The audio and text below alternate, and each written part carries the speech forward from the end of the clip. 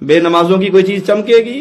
پیارے نبی صلی اللہ علیہ وسلم سے پوچھا کہ اپنی امت کو کیسے پہچانیں گے؟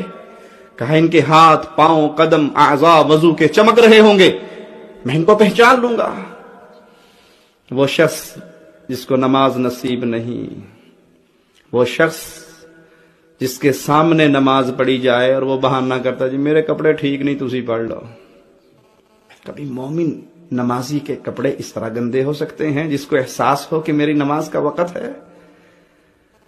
اب سوچئے اللہ کے لیے، اس بے نماز کا نہ منہ چمکے گا، نہ ہاتھ چمکے گا، نہ قدم چمکے گا، یہ نبی کی امت میں اٹھایا جائے گا۔